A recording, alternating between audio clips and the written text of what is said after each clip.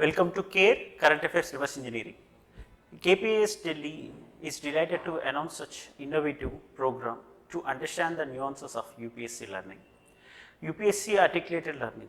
Why have you chosen such a name? Because UPSC has been changing its pattern and the dynamics of UPSC learning systems is quite impressive. Because while reading any subject, any article, you need comprehensive assessment, 360 degrees analysis, holistic understanding. Therefore, this C.A.R.E. initiative, which can give you a reverse engineering of article related to Hindu, PIBs, Business Standard and other authentic information. So, coming to this C.A.R.E. part, we have also given you UPSCale Meditational Mentorship program.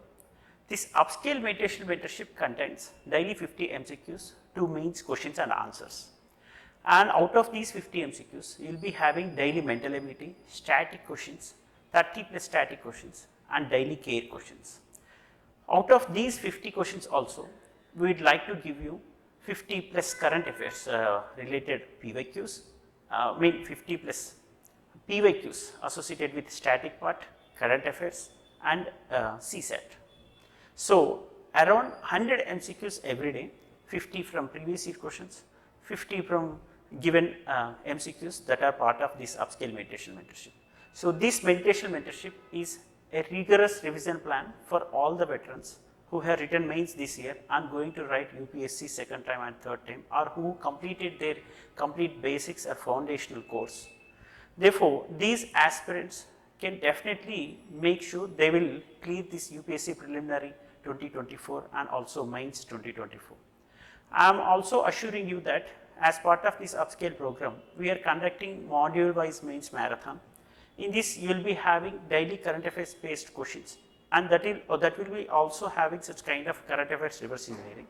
And next thing, static related mains questions and answers, regular practice, assessment, feedback, evaluation and mentor support, hand holding support, all will be given, and these are available at our regional center, RTC X roads, and our residential campus, Shamshabad, and at the same time our Delhi campus. If you join this course, you can avail all other courses related to our State Service Commission too. APPSC Group 1 and 2, TSPSC Group 1 and 2, all other courses were also amalgamated and included as part of this UPSCale Meditational Mentorship. If you want to write other test series also, which are related to State Service Commission, this is exclusive for Telugu aspirants. And this is a kind of umbrella program which can definitely assure you to clear any State Service Commission examination as well as UPSC comprehensively, holistically, in a very scientific, objective manner. I think this kind of C.A.R.E. program will be continued forever, and it is going to give you confidence, it is going to give you a right mindset which can be aligned exactly on the lines of UPSC thinking pattern and line of thought. So, this is what the C.A.R.E. program is. I am coming to our first article as part of this C.A.R.E. initiative.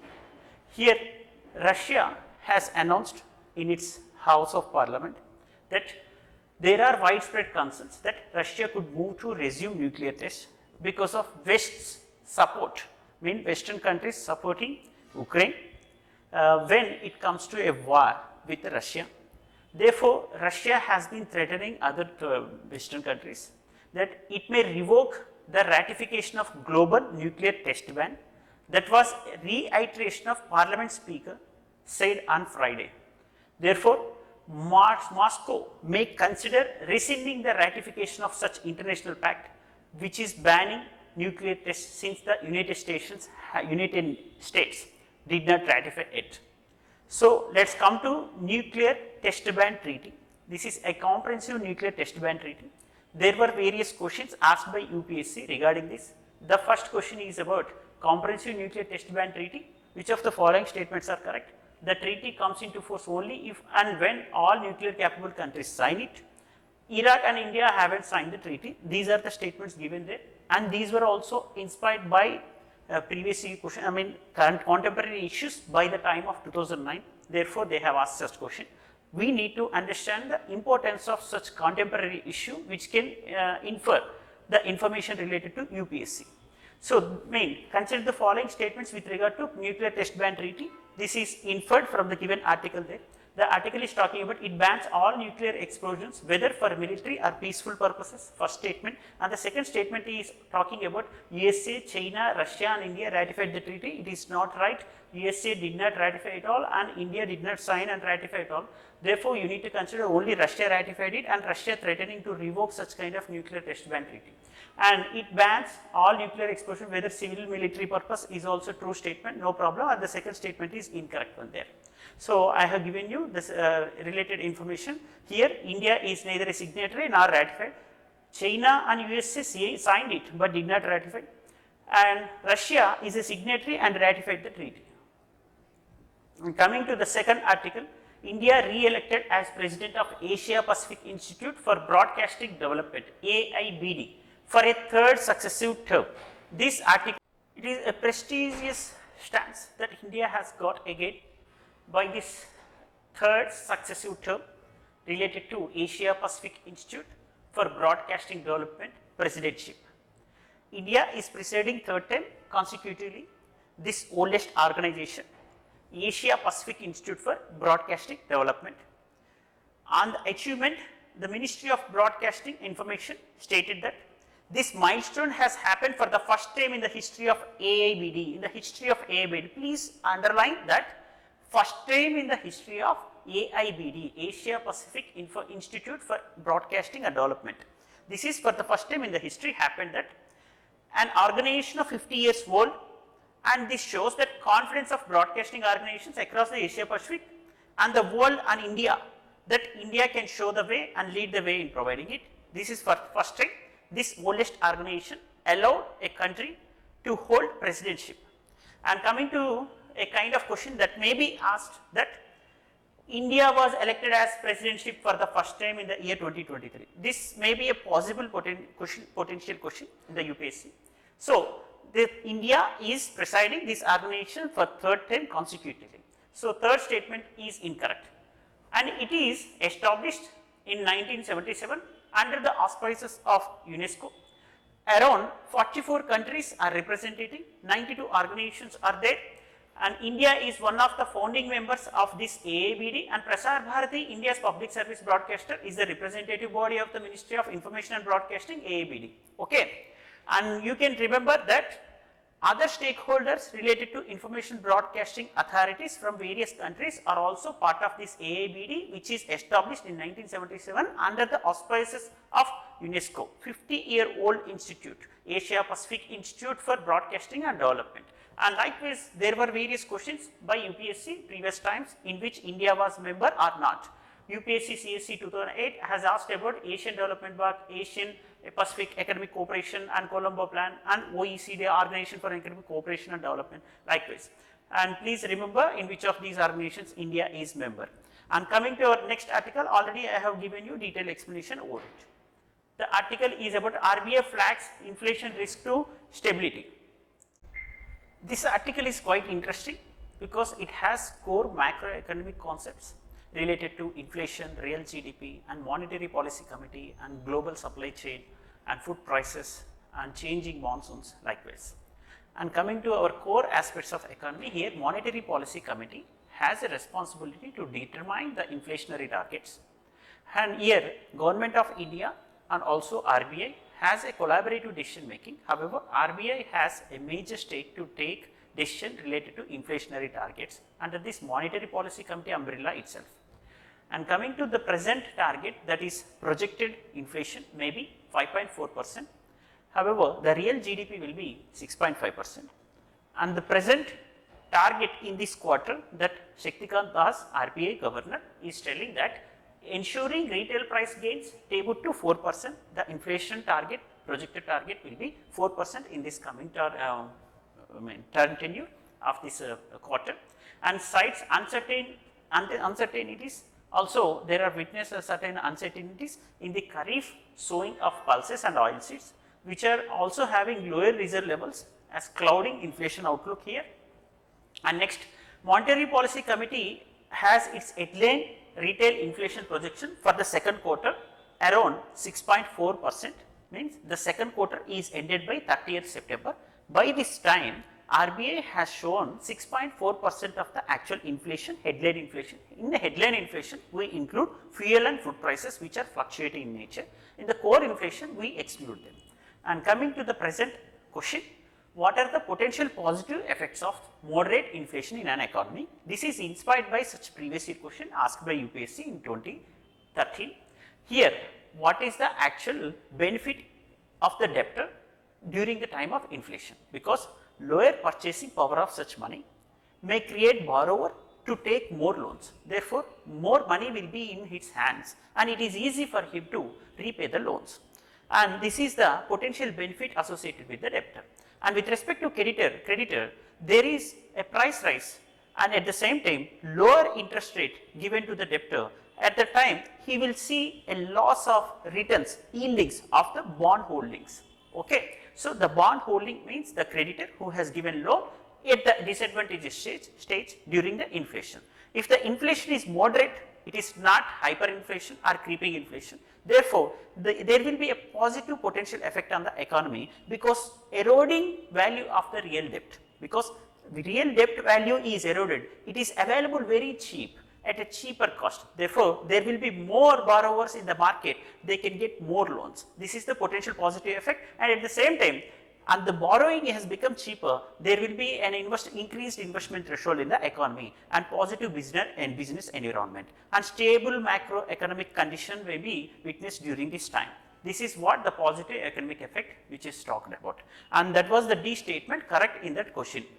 And this article is issue specific because Commission for Agriculture Cost and Price is determining price, that is fair and remunerative price for the sugarcane farmers. Here the stakeholders, Indian Sugar Mills Association wants to pay fair and remunerative price to sugarcane farmers on installment basis, because here they have written that it will take at least 4 to 5 months or 6 months sometimes to collect and crush the sugarcane, and also to sell the sugarcane at least it will take 16 to 18 months.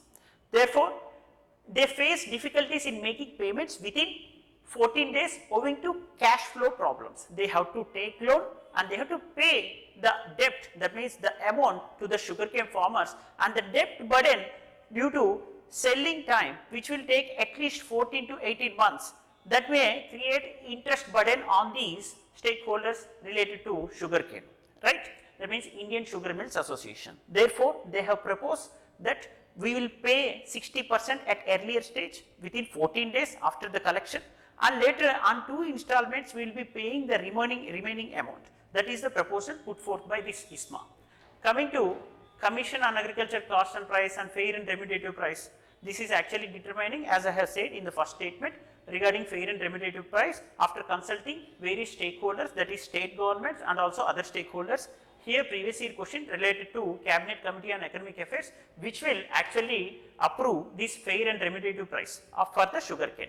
And next, second statement is not minimum support price, it is minimum selling price. Minimum selling price of this sugar regarding the sales by the sugar mills at the factory gate for domestic consumption is determined by government under this act, that is Essential Commodities Act 1955. So, the second statement is incorrect. And coming to next article, government evaluates levying GST on crypto mining and token. This article is having 2 aspects.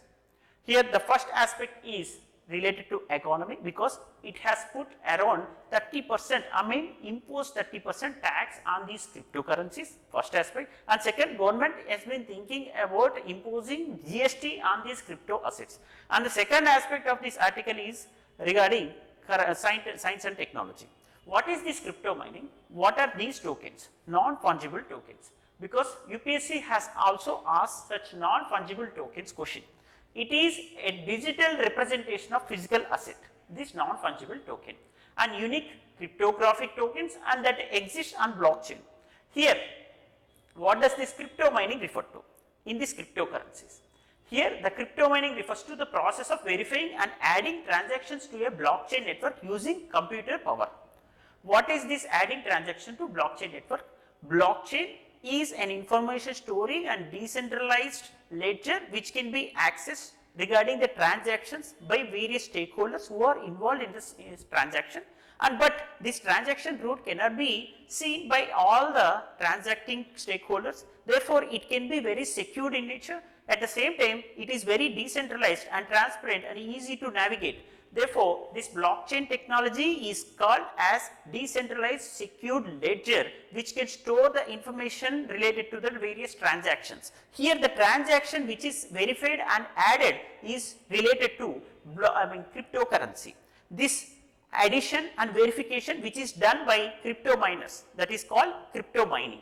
This is the question on the task. And also these crypto miners get cryptocurrency coins as the and also the process fee when they are involved in such a kind of mining. And next question is about notice to YouTube X Telegram to remove child abuse content. Here Ministry of Electronics and Information Technology has given notice to social media intermediaries. They are formerly it is known as Twitter, and next YouTube and Telegram, to remove child sexual abuse matter, that is CSAM, child sexual abuse matter, from their platforms on the internet. And the notices are given under these clauses, that is 3 clause 1 clause B of, and also rule 4 clause 4 of this IT rules 2021, because these are very important for you to mention them in your mains answers if possible, and also ethics case studies if you want to give any kind of solution to such kind of problem which is given in the form of case study. And coming to our question here, what are the statements, and consider the following statements with regard to IT rules, which are the above statements are true here. Here how many of the above statements are true, not which of the above. Central government appointed grievance appellate committee. We review decisions made by grievance officers of intermediaries. Intermediaries are social media intermediaries are YouTube, X and also Telegram. And these appeals must be filled within 30 days of the grievance officer's decision and should be resolved within 30 days. So, central government will appoint a grievance appellate committee which will review the decisions made by grievance officers of these intermediaries. Next thing is, complaints regarding the removal of specified prohibited content must be addressed within 72 hours. This is also fine. The second statement is fine. And third, false information has been defined under these rules. No, false information is not defined under these rules. However, these fake, false, misleading information will be identified by and notified to the fact check units of the central government. Fact check units will be there. Who are the stakeholders involved in these IT rules? They are grievance appellate committee. The first point, central government appoints those grievance appellate committees, and second, grievance officers of those intermediaries, second stakeholders, and third, the stakeholder will be intermediaries themselves, and fourth, complaints regarding removal of specified content must be addressed within 72 hours, okay fine, and fourth stakeholders will be the fact check units of the central government, because we have been digging deeper into these rules and regulations to make you alert about such kind of bouncers in the original examination. Next, RBI to extend PIDF scheme for 2 years. What is this PIDF? Payments Infrastructure Development Fund scheme for 2 more years. What is this Payment Infrastructure Development Fund? To encourage digital transactions in Tier 1 and Tier 2 cities, and also in Northeastern and JNK part. This is extended around extended till 2 more years. Actually, this was a previous year related scheme. Previous times also Government of India has brought such scheme to encourage people to make them coming under this umbrella program. Example, PM Vishwakarma scheme in all centers under this PIDF scheme came into picture now.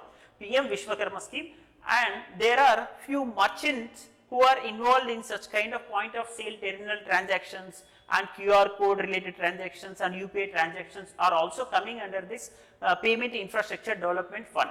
This Payment Infrastructure Development Fund is funded by RBI and various banks, central sector banks. Here, Payment Infrastructure Development Bank, its objective is to increase the number of acceptance devices multifold in the country. These acceptance devices are maybe in the form of point of sale terminal, POS terminals, means the cards which are transactions, swipe and likewise, and QR code transactions. Next, the scheme shall include eligible street vendors covered under this PM Swadhanidhi scheme. As I have said earlier, Central Government of India incorporated various stakeholders under this umbrella program. So, here you need to remember this fund is funded by various stakeholders. RBI shall contribute around 250 crore to the corpus and authorized card networks shall contribute in around 100 crore rupees. This fund will be utilized to encourage digital transactions among these Tier 1, Tier 2 and Tier 3 cities also. Those street vendors who are doing those digital transactions will be rewarded under this PM scheme, I mean infrastructure development fund, that is digital in terms of increasing digital transactions. Next, Karnataka reserves 33% urban rural body seats for OBCs. These are related to polity questions regarding what do you call local bodies. Local bodies are completely not dependent on the state governments. Actually, they are depending, but in the spirit of the constitution, they should also act as a separate federal unit as third tier of the governance.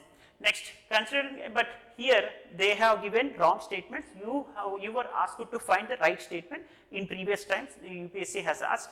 Likewise, we have set a question related to it. Consider the following statements with regard to reservation of seats in local government bodies in India. 1/3 of seats in local government bodies are reserved for women, that is fine. Next, OBC reservation can be provided in the areas covered by PESA Act. This is wrong. In 1996, PESA Act has mentioned that if a region contains significant number of strength with respect to scheduled tribe population, therefore, this OBC may not be having such reservation policy of around 50% or 33%. Okay, the reservation may not exceed 50% also, that was given by Supreme Court under Indira Sahni case, fine. But with respect to this PESA Act 96, most of the people will be elected or represented from the scheduled tribe community only, which may exceed around 50% under this PESA Act. Those representatives will be covered from this area only and from this community, and though in such areas OBC candidates will receive a 10% of reservation. And here LM Singhvi committee, you need to remember, which has actually recommended 1/3 seats reservation for the women in the Panchayat Raj institutions. Okay. And AWG places India with positive compliance outlook in CTC compliance index. What is this CTC compliance index? And also AWG, what is this one? Aviation Working Group. Actually, Aviation Working Group has praised India for its compliance to CTC. CTC is Cape Town Convention. Cape Town Convention actually. So, what is this Cape Town Convention? This Cape Town Convention is talking about certain protocols in the aircraft sector. Government of India issued a notification according to such convention that they may not be coming under this IBC, Insolvency and Bankruptcy Code 2016, if they are coming under default situation with respect to aircraft engines, airframes, air helicopters, okay, manufacturing of these areas. If they are coming under this default situation, are coming into bankruptcy or insolvency stage, the government of India issued a notification that they may be exempted due to this CTC convention, that is Cape Town Convention, which has determined those protocols, and Aviation Working Group is actually giving a positive watch list on the Indian side, because India government has taken such a measure according to the CTC convention. Okay, what does this Cape Town Convention Compliance Index primarily assess? This actually I have said you that compliance of countries with global environment treaties, that is wrong statement. Compliance of member states with international human rights, no. Next, compliance of contracting states with the Convention on International Interest in Mobile Equipment and Aircraft Protocol, this is right statement. Third statement, with respect to interest in mobile equipment and aircraft protocol. Okay. And this is the statement, and there are different types of international treaties agreements which were asked by Government of India. Such similar questions may be asked, which may be a potential question. That is why we have chosen this. I think these sessions would have helped you. All the very best, and thank you.